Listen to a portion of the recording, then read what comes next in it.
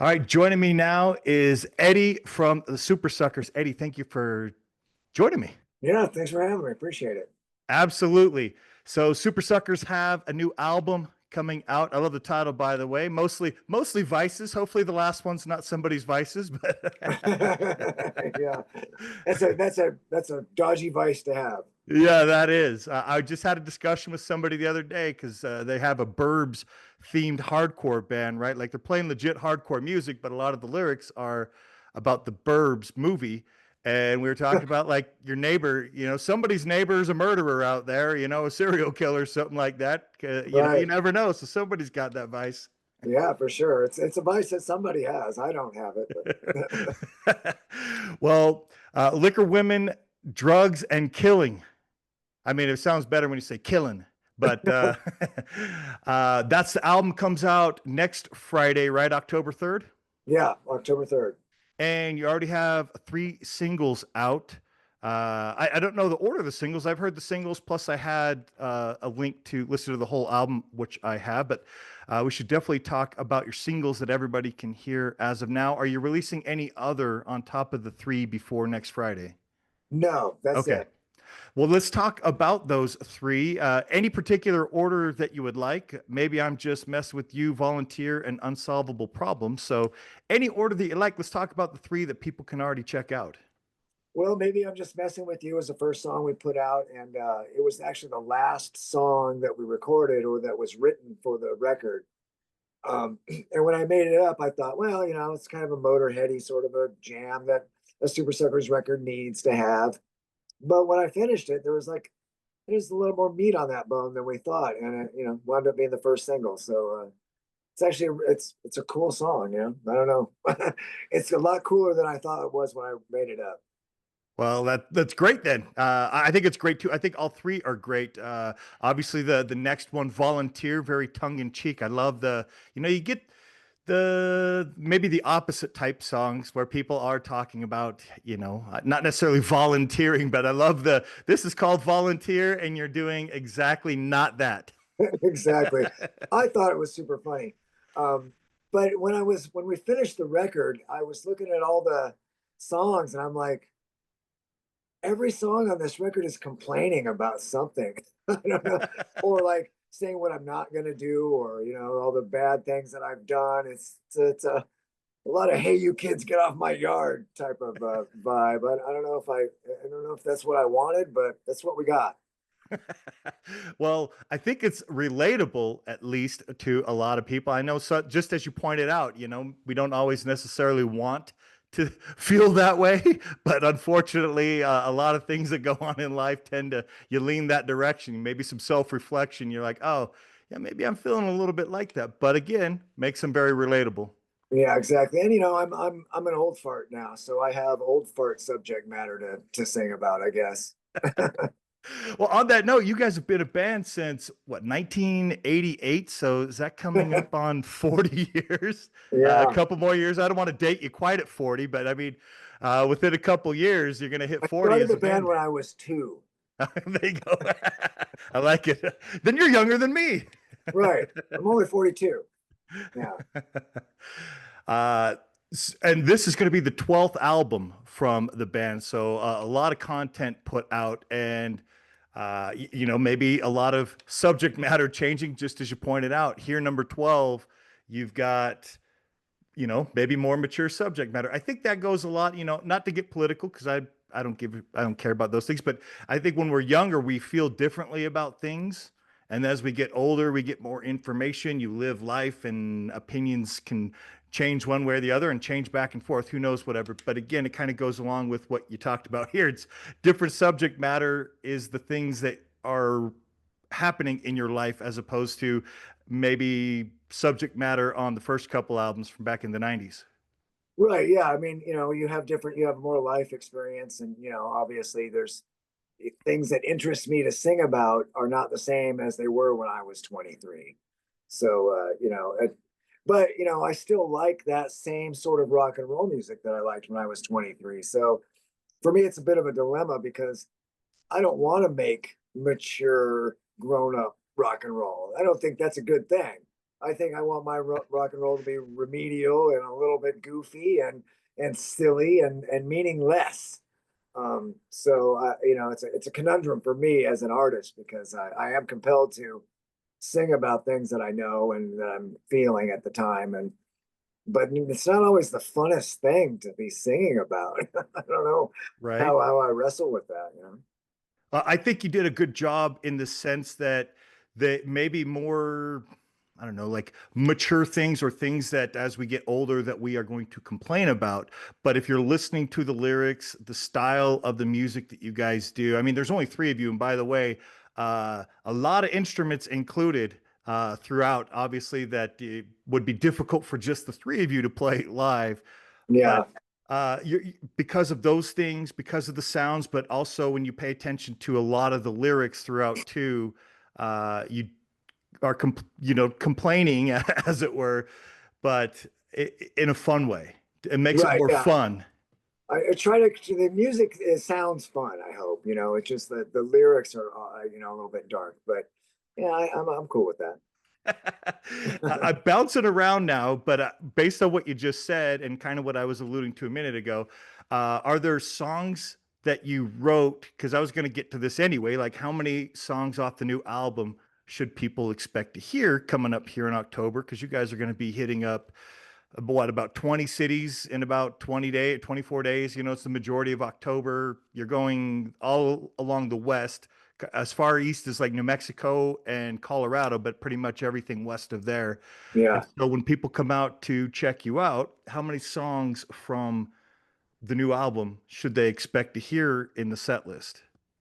that's a good question. I don't really know. I would say probably three or four. You know, we have so many songs now that we have to play. So, and there's only like an hour and a half that we have to do it. So, you know, we can't play the whole record, but you know, we would like to. It's always the funnest for us to play the new material, you know. Right. But that's not always why the audience is there. So you have to keep that in mind. Well, there's good and there's bad about having 12 studio albums then, isn't there? Exactly. Yeah, I try to do like one song at least from every record, you know, if we can. And then, you know, there's a few records that have a couple songs that have to be played. And, you know, there's just a few songs that in the Supersuckers catalog that have to be played. So, but we try to do a little bit of a different set every night. You know, it's not the same show every night. So, and I'm kind of proud of that. So does that mean off the new record, you said maybe about three songs? Is that potentially more songs overall throughout the tour, just about three per night? Yeah. Yeah. I Okay. mean, hopefully we'll be able to play pretty much anything from the new record. And if, you know, if a song is, you know, there's a song on there that everybody wants to hear, you know, we'll probably play that one.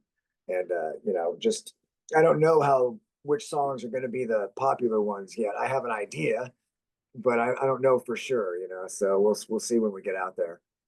I think, well, there's not a bad song on there, by the way, but I think it's more about mood, right? Because you have a variety in there. I mean, I kind of focusing more on the songs people can hear, but people are going to be able to hear some of those other songs coming up, you know, on the whole release. And Tried to Write a Song is much more of it's just kind of I would say it's soothing. Like I heard it and it was more of a soothing rock and roll song as opposed to maybe more upbeat. Because you have a few that are basically like a punk song, right? Just with the Right. intensity and stuff like that. But then you have something like Tried to Write a Song, which is definitely much more lower tempo and not going to be that beat count per minute, such as some of the other ones. But I tried to write a song, started out as a full on ballad. And we ended up on this arrangement after our drummer hated the ballad version so much that I sat on that song for a couple of years even because the drummer just he didn't like it, and I was like, "This is a fucking great song, man!" And so I turned it into a bit of a more of a rocker, but it still has that sort of melancholy vibe to it, which is cool. Well, it's kind of, I guess, at the beginning of the track, the ballad part, probably, right? And then you have that part, I don't know, it's like 45 seconds a minute in or something like that, where obviously the drummer got his wish and it picked up. Yeah, exactly. After going through the whole album, the last track, Let Down, Forgotten, and Alone, that was, I heard that and I thought that is reminds me very Southern rock sound. Like, do you remember? Did you ever watch the show? I think it was on Showtime 10 years ago. It's True Blood. Uh-huh. And the theme song to that, it was very New Orleans, right? Because that's where it was that they picked a really good style of song for the title track or whatever they call that lead track for the intro of the movie. Right. And I heard that and I thought there's elements of this that remind me of that. And then when I went back through and heard the album again, and then I heard some of the songs more differently after hearing that particular track. Nice. Yeah, that one is that's it's we're not breaking any new ground songwriting wise with that. It's pretty standard, it's kind of like a Hank Williams sort Right. of song. It's got a timeless quality to it. And there's nothing complicated about it. It's just, it's about the words really. Right. And again, maybe some topics that we can relate to, but more of a fun way to do it. The track right before that, doing work you don't enjoy with people you don't like, right? I mean, who can't relate to it, but you hear it and you're like, yep, yep. But you're saying, yep, yep, and listening with a smile on your face as it's going on. I hope so, because yeah, it's more complaining, but done it with the tongue in cheek for sure. Right. Well, I think with most things, the tongue in cheek's great and it's relatable. And I think most people complain a little bit. If life was so easy, I don't know how great life would really be. Like, for people that want to talk about utopia, if Right. there's no hardships and adversity or anything pushing anybody in any direction, then is it how I don't know how you would ever achieve it. So to actually Yeah. achieve something like utopia, I don't think is even possible anyway. You don't get a diamond without a bunch of pressure.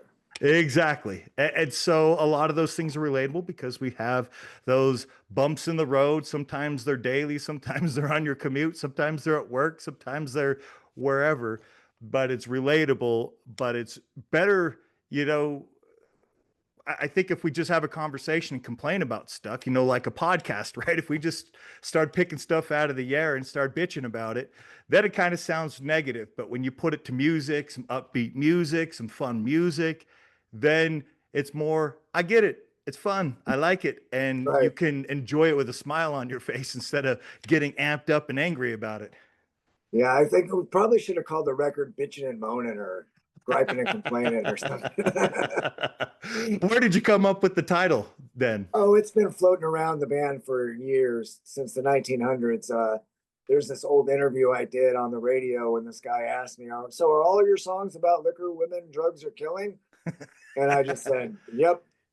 And we used that as a sample on one of our records back in the 90s. And so I just thought, well, that's a title. It sounds like a Super Suckers thing already because it already is. And it's just kind of been on the table for a long time. We just decided to use it. Well, back to the 90s, then, some of them early albums you were kind of mentioning a little bit earlier, uh, maybe not really relating to some of the things you might have been singing about then. So, are there songs that you're like, now we're not going to play those? I was talking to a band a couple months ago, it was the first video we did here, and he was talking about songs when he wrote in his early 20s, and some of it was about drinking and getting in fights. And he's like in his mid 40s now and has a kid. He's like, I don't like singing those songs. I'm not going to go out and go drinking, and I'm not going to go get in fights. I've got a kid. I don't want my kid thinking that about me. So, even though he enjoys the songs, people like hearing the songs, he doesn't relate in the same way as when he wrote it. Do you have songs like that you're like, I just don't think I want to sing that specifically? Some of them, yeah, but they're more like specific songs that are about a certain thing that happened in my life, maybe. And I don't like that they're so revealing, I guess, or maybe I just don't like to think about that subject matter so that's why when I make up a song, I much prefer to make up a song that's about nothing, because I don't have any bad memories about those songs, old songs that are about nothing. They're just fun rock and roll songs to play, and you will always enjoy playing those songs. But some of the ones that are like about a real thing that actually happened, or I have a couple songs about a guy who died, or just something that's not pleasant to relive. Those Right. songs aren't as fun to sing all the time. But I don't have any one song that I won't play. I just don't play some of them because they're not that That's fair. Uh, good. You have probably played some of those early songs. I don't even, because you guys play a lot of shows. You played probably all over the planet at this point, I'm sure. Uh, do you have any songs that you're tired of playing? Because you were talking about there's songs that we have to play, and I get that. I think any fan gets that. Some fans expect that. That's why you're playing some of those songs, is because those are the ones they want to see. They're only seeing you that one time, or that one time that year, or something like that. But for you, you're potentially played them 100, 200, who knows how many times. Are there any that you're just like, all right, I'm going through the motions. I like the song. It was a good song, but I played it so many times. I'm just like, all right, I guess I got to do it. Not really in a live setting. It's always nice to play familiar songs that people know and like to hear. And something about that relationship with the audience puts life back into those songs.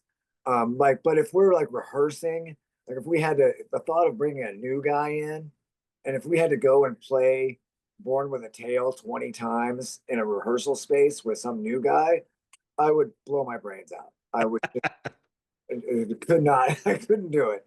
So yeah, I'm tired of these songs in theory, like, but in reality, when you play them live, it's a wonderful connection to make with the crowd.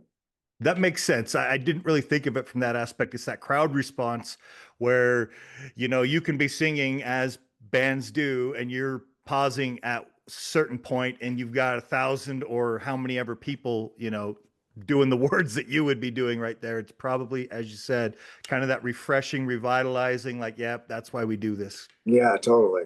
Yeah, I get that. That makes sense.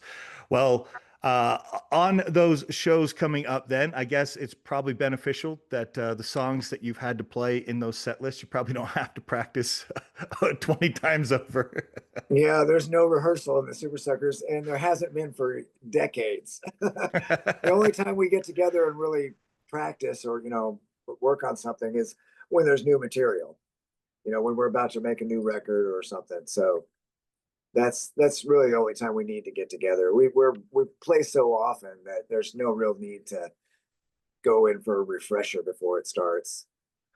Is there, so as I was getting at, you guys have played, I don't, for coming up, but you're at 37 years at this point. So, how many? Is there anywhere you haven't played that's on the bucket list of somewhere you would like to play still? Yeah, there's a couple places. I'd like to play Russia. I mean, it's weird, but I hear that there's a good gig in St. Petersburg and in Moscow. So I'd like to go there. We'd like to do Japan again. We did it a couple times back in the 1900s, but haven't been back in a long time. And just pretty much anywhere. We'd go to the moon if they had people there. That would be great. That would be a great show. Why not, right? Yeah, right. Do you have any cities that you really enjoy? Because your band, are you guys, I know you originally formed in Tucson, Arizona. Are you currently located in Arizona? No, we're all over the place. None of Okay. us live in the same city anymore. I live in San Diego, and drummer lives in Austin, and our guitar player lives in Idaho. Oh, well, yeah, that's definitely makes it hard to get. Not that you want to get together and do rehearsals, Right. but that would If we make it lived pretty in the hard. same city, we wouldn't see each other. We'd see each other the same amount. That's fair. That's fair. Then, are there any cities that you have thoroughly enjoyed that you like to go back? I'm sure they're all really great. Because anybody's going to be happy to see if you're going there, right? That's why Sure. they showed up. That they're there to see you, Yeah, anywhere they're there and they go, woo, it's the best right? place to be. But there are some cities that are better than others, obviously. Barcelona is great. Uh, New York City's good. LA is good. Seattle's great. Austin is a good one. Chicago is usually pretty good. There's just lots of basically anywhere there's a lot of people. It's good for us. We don't do well in the South of the United States. We don't do well in the Midwest. There's some gaps in our fandom that we'd like to. We don't do well in Florida. We just there's weird places where we don't hit it. But we don't do well in France, but we kill it in Spain. So it's just kind of weird. That is weird. That Yeah. is. I wouldn't even know why. Like I said, I wouldn't describe your band as a Southern rock and roll band. Obviously, you don't have that vocal sound, right? You know, some Southern guys just have that thick Southern accent. You can tell even when Right. they're singing. You don't have Yeah. that. I don't consider what we do to be Southern rock or even like, I don't know, country punk or whatever, which is kind Right. of what we are actually, I guess. But I always thought of our rock and roll as being very urban. You know, it's like from a city, Right. not having anything to do with the country at all. But we also do country music, so it convolutes the image a little bit. Right. And I Yeah, wear a again. cowboy hat, so Well, the visuals are starting to go that yeah, direction too, then. exactly. Again, I wouldn't say that you're that, but at the same time, I wouldn't say you're so distant from that either that you would think that areas where Southern rock would be popular, right? I mean, if you're only into Southern rock music, then yeah, your band's not for them. But you know, for me, I like a variety of punk music. I don't like just one specific style of punk music. And so I like to listen to other varieties and things that sound similar to other things but aren't the same. I really like. And so I would assume for that reason that your band would probably do well in areas like that. But that's that's strange that you're not. I mean, I couldn't say why France, no France, but yay to Spain. That's I, puzzling. I know, and Nashville Pussy kills it in France, and we can't get anybody to come see us. And then we kill it in Spain, and they don't do very well in Spain. It's weird because I feel like those two bands are pretty similar, you know, Yeah, other than that they have like girls in the band and we don't. But right. you know, it's just I don't know. I can't make sense of it. I've tried. Well, c'est la vie, right? Exactly. You can't please everybody. Right. I think I would describe your band again, not as Southern rock. It just had some elements to it, and there was more of a song.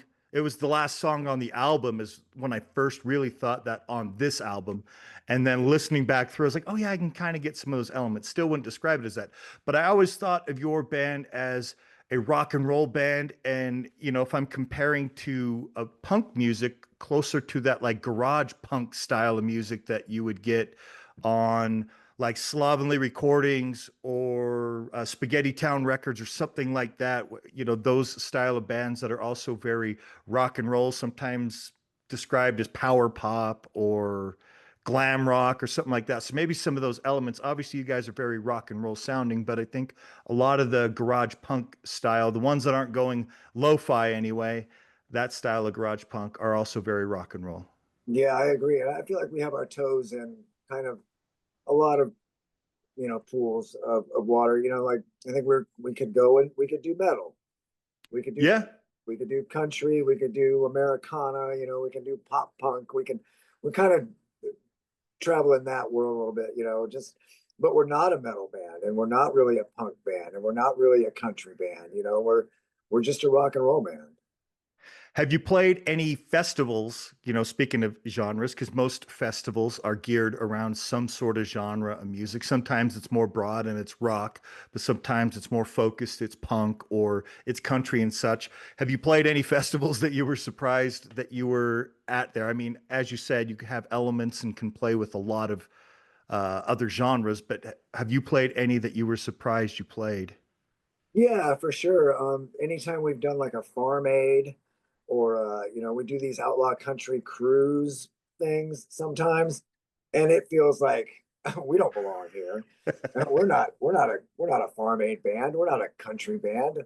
We're pretenders here. But you know what we do is special and you know it's different and people like it. So you know we get included. That's awesome. Have you toured with any bands then that would be a surprise to people that may be newer to Supersuckers?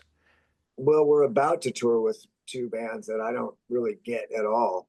The the combination of us and Wayne the Train Hancock and this guy Jason D. Williams, who's amazing. He's an amazing guy and he's a great talent, but I don't know who knows him, you know, and he's headlining, so it's a shit show waiting to happen, I'm sure. So I don't know what's going to happen, but you know these guys are talents. It's just it's a weird combination of acts on a tour. Then I guess since you've probably played some of these varieties, there's been different responses, because I would say different crowds for different music probably respond different. I mean, extreme example, go to a hardcore or a death metal or something like that show, and the crowd's going to appear a lot different uh, watching the band as opposed to if you go to, other more traditional rock and roll styles or something like that, country music in Right. those veins. Yeah, you just got a lot more old people at the shows, you know. Our crowd is so old when they show up. I'm like, what are all these old people? Where are they going? Oh, they're coming to see me. It's it's just it's become a different sort of animal out there. As you get older, then I'm sure because your music's great music, and you never know what people will be into based on age. I mean, the general consensus, sure, we can guess, but the general consensus for younger ages isn't listening to rock and roll music anyway. They're listening to some other form of pop or hip hop or something along those lines, I'm sure. So, do you notice you get I don't know what percentage of that younger crowd, maybe mid 20s down into the teenagers or something like that, where they're kind of being more independent in their music listening as opposed to maybe younger than that, it's probably being brought because the parents are coming. Yeah, I mean, usually if there's a young person there, it's because they're with their parents. It's not a young person seeking out rock and roll, although there are, young people seeking out rock and roll. But now it's more like it's a niche, it's not like the thing that all kids are like. When I was a kid, Right. all of us were listening to Ozzy. We were Right. all listening to AC/DC. We were all listening to rock and roll music at the same time. And it's not like that anymore. So now if a kid is listening to those bands, and those are still the bands that these kids listen to. They're not listening to new rock and roll. Like my kid is 24 and he listens to all the same music I grew up on. And and it's new to him. So it's a wonderful experience. Um, but our crowd has definitely gotten older. And rock and roll, it's still kind of a new art form, really. I mean, if you compare it to like painting or classical music or something, it's only Sure. from like what, the 50s, we could say. So it's not even 100 years old. And now the artists that started rock and roll are, and like the Rolling Stones, for example, are still playing rock and roll music. And Right. it's become a little more, common for old people to rock. And actually, I mean, now it's kind of music for old people. It's kind of become jazz, in how popular it is. It's always, jazz isn't going away. There's always going to be jazz, but who listens and who cares about jazz? And True. That's that's true. that's what's happening to rock and roll. Ebbs and flows. I'm sure. I'm sure there's a lull that there's probably been a variety of lulls over the past little while. But for me personally, since that's what I am listening to, I notice that there's always bands. So I think that it's the people creating new music do keep it alive. I guess that we recorded stuff, as you pointed out, that people will always be able to go back and say, "Hey, what's this?" And a lot of radio channels are probably playing less new rock and roll, the terrestrial radio channels that is, and probably still sticking with a lot of those bands that, it's classic rock now. I can't believe like music I was listening to when there was already classic rock channels in the 90s. And Right. now the bands I was listening to in the 90s are the bands that are also being mixed in with those other bands on the classic rock channels. Yeah, it's crazy what happens when you get older, man. Time just flies. Right. So on that tour that's coming up, you guys, I got this here because I can't memorize this list, but you're going to be starting in Albuquerque on the first, right? So I guess the band, do you guys, since you're in different areas, just meet up and then tour there, bus, van, something like that? Yeah, we have a van. Our drummer drive it out from Texas, and the other two of us will fly to Albuquerque, and we'll just dive in and start rocking. All right. And then you guys have Tucson and Phoenix, San Diego, Long Beach, Pioneer Town, California. Where is Pioneer Town? I don't even think I've heard of Pioneer It's Town. Joshua Tree. Okay. Yeah, Okay. it's nice. It's a really rad venue. It's a great gig. That's awesome. Then LA. So I guess, oh yeah, Joshua Tree's outside of that area, right? Yeah. Okay. And then Mill Valley, San Jose, Sacramento. So you're going to be like a week straight, the 4th through the 12th, just in California, as why not? Yeah, because California is really good for the Super Suckers. It's one of our best places. So Oh, that's it's awesome. it's because we're all, all the good smart people live there. And including yourself. You, Exactly. you'll be playing your current hometown there on the 4th. Yeah. And then you guys have Reno, Portland, Tacoma, Vancouver. So you got one show up in Canada, then back down to Seattle. So across the bay or whatever they call it there, from Tacoma, and then back to Oregon. So Bend, Boise.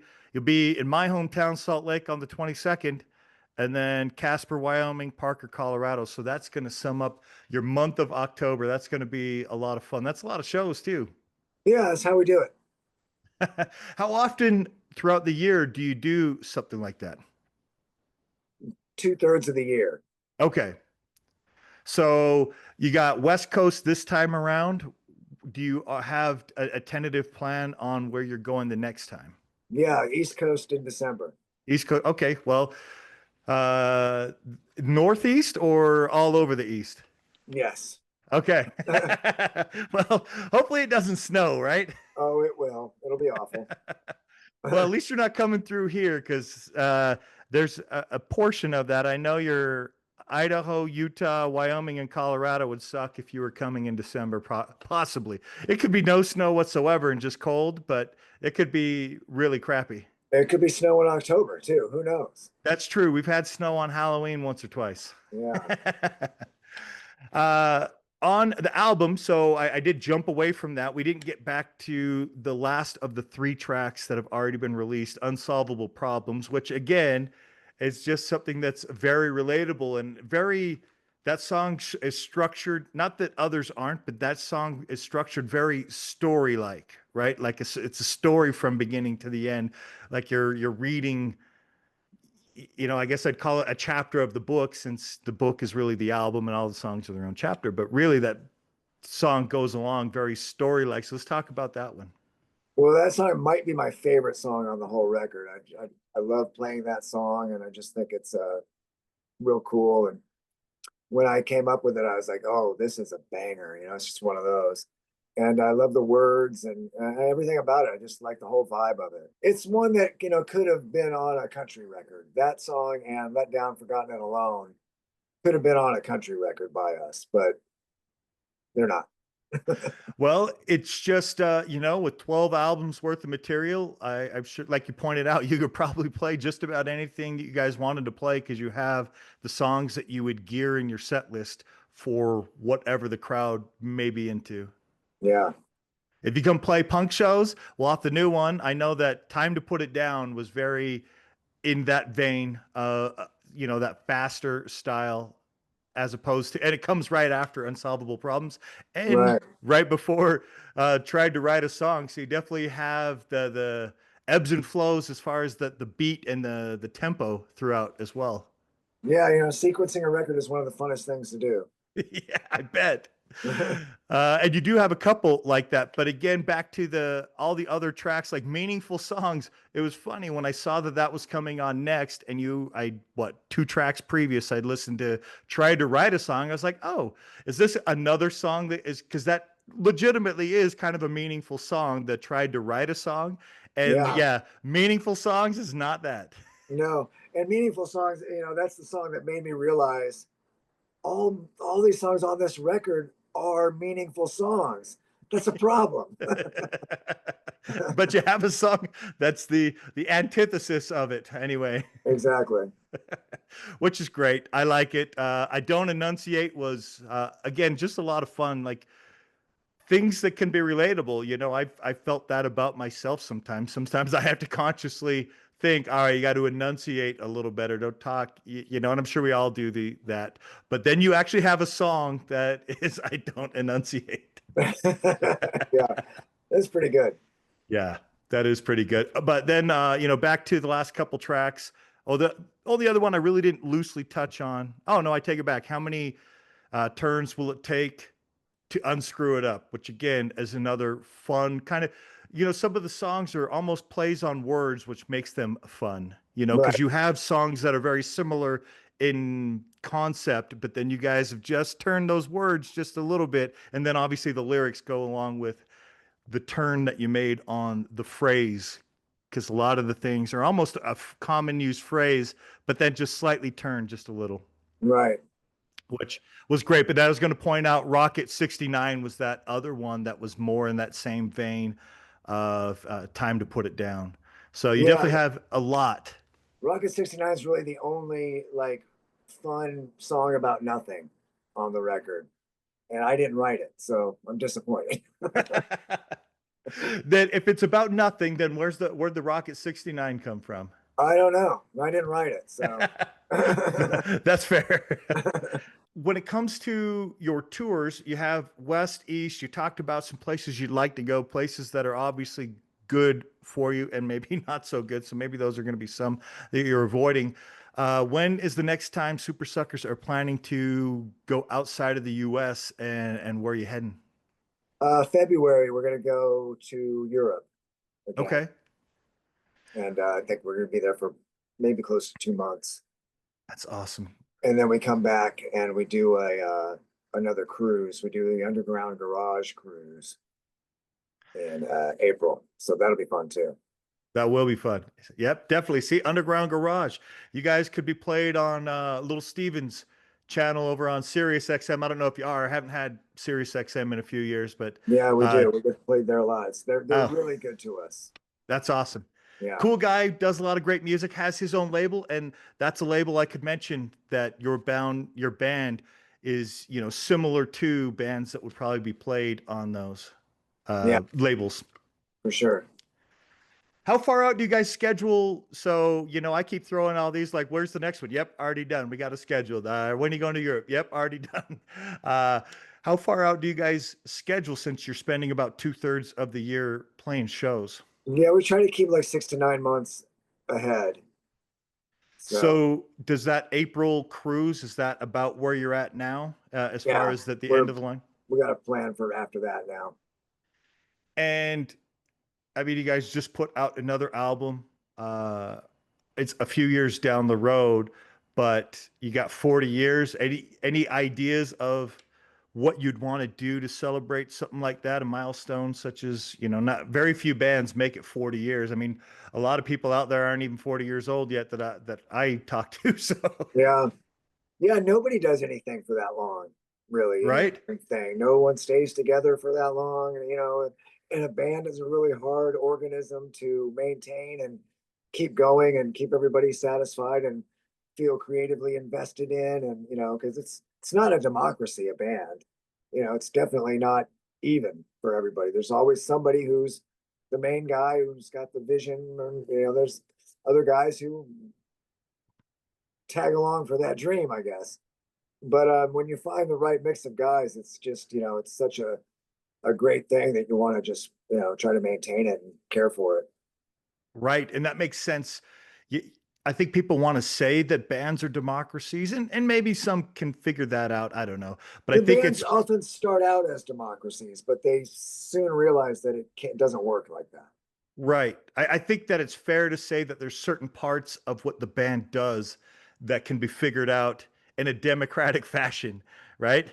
Sure, But the totality of the concept of the band and the direction the band goes and all of those things, it would be very difficult. I mean, first off, you don't want people just like you, right? Because then I don't know. Like I don't like to be. I don't want to hang out. Like I don't like my wife to be just like me.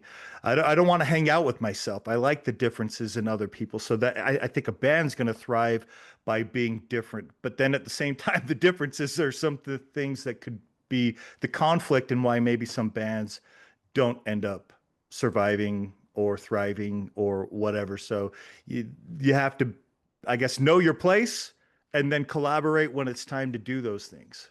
yeah, and I don't like to hear music that was made democratically. Usually, like if a band is creating in a democratic way, like you come up with this riff and then you come up with the other part and then you come up with the words and you figure out how it's going to everybody's doing their own thing. Those kind of songs to me just don't, they lack a focus. Usually they don't sound direct. I feel like there are bands that do that and I can tell and I don't like them. Bands like Pearl Jam, for example. I feel like they work very democratically. There's no real like guy coming in like, I've got this song. I like a guy to come in with a song. I don't like that if it sounds too democratically arrived at, I can tell. I can usually sniff it out. And that's fair. I think to like go more macro on that, you can be democratic in the sense, I think, as you pointed out, you didn't write Rocket 69, somebody else did. So in a sense, there's a democracy in that we're willing to work together on stuff, but at the same time, just as you pointed out, it might be more cohesive as a song to have each, the different songs to be composed by a person and put together, Yeah. and maybe a few things added, but not let's all do individual parts and then try to mash it up. Yeah, I just don't. I never feel like that makes for a good song. Those songs to me sound made up. All songs are made up. I made them all up, but you don't want it to feel like it's not completed somehow. Like, and a song really, it's never done. It's just abandoned at some point. You just decide to quit working on it because you could add a million things to every song. You could never be done working on it if you wanted, but you just True. comes a point where you just like, okay, that's enough. On that note, how many songs off those first few albums back in the 90s, shoot, even in the 2000s, maybe even 10 years ago, how many of those songs that you play live would you say are identical? Like there's no difference to the song? Or, and I guess what I'm getting at, if that's not clear, is as you play to go along with what you're saying, are you tweaking things like, oh, it sounds better this way? Once you've, I guess I will cut myself off on that question and say, for a new album, how many times do you play a song before you record it? Sometimes none.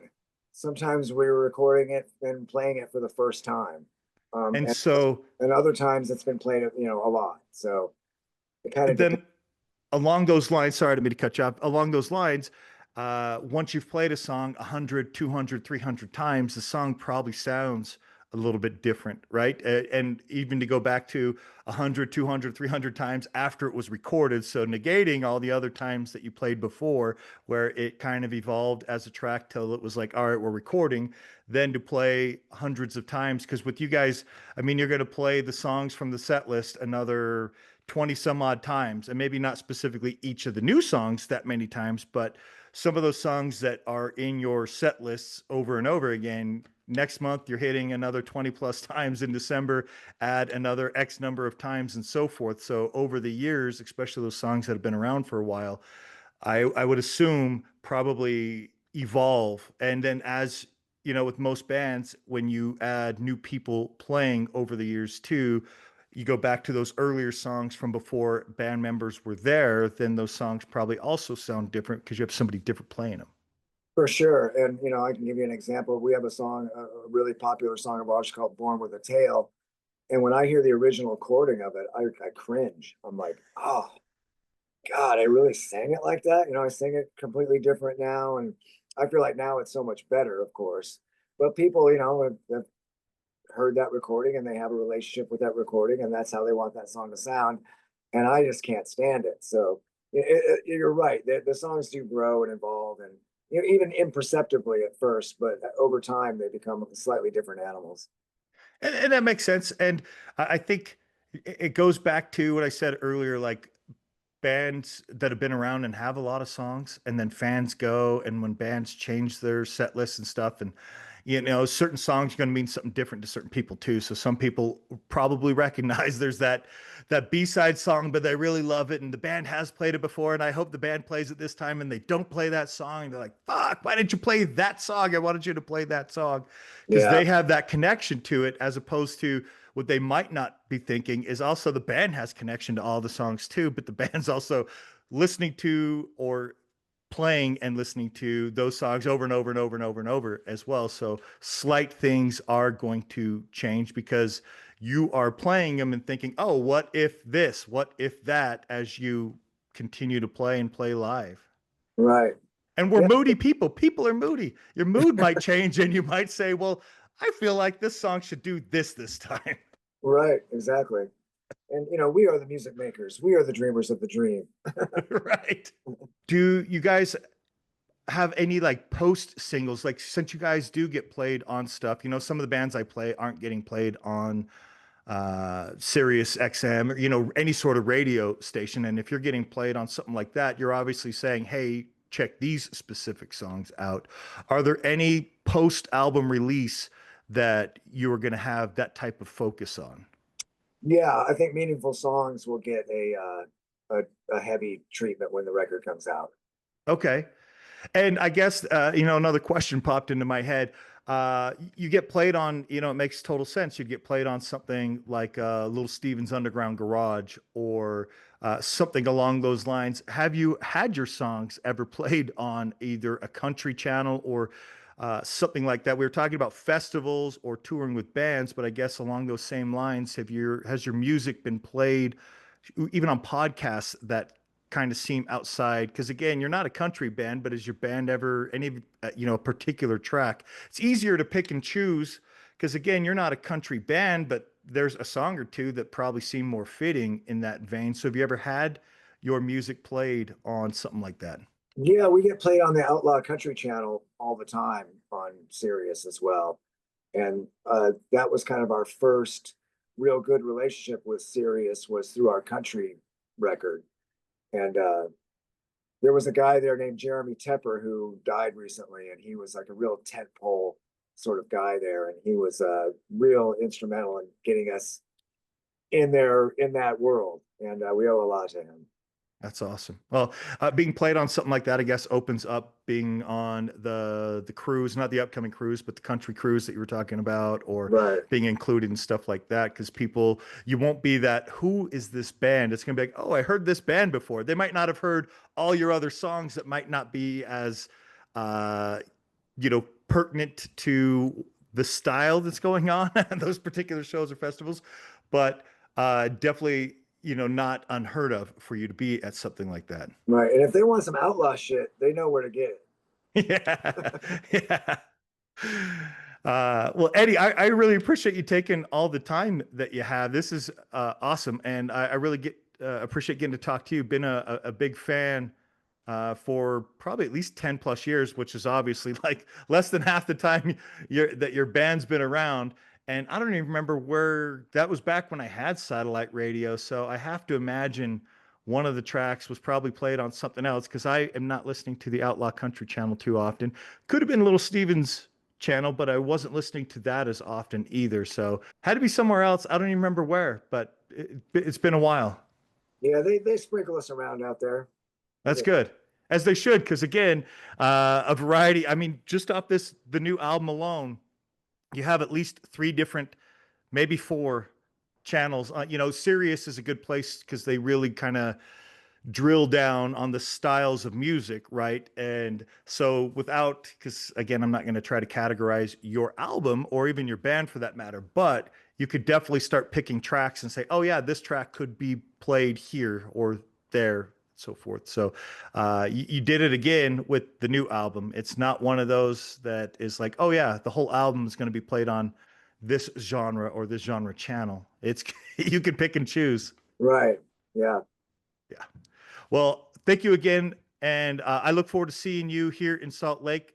Cool venue. I don't know if have you played Metro Music Hall in Salt Lake before? yeah, Okay, yeah, yeah. it's a cool venue. The audio, good size, could draw a pretty good crowd, and the audio is definitely one of the better sounding as far as that size of a venue around in Salt Lake. Right on. Yeah, that'll be great. Well, I appreciate you taking the time. Thank you. All right. Yeah. Thanks for having me. I appreciate it. You got it.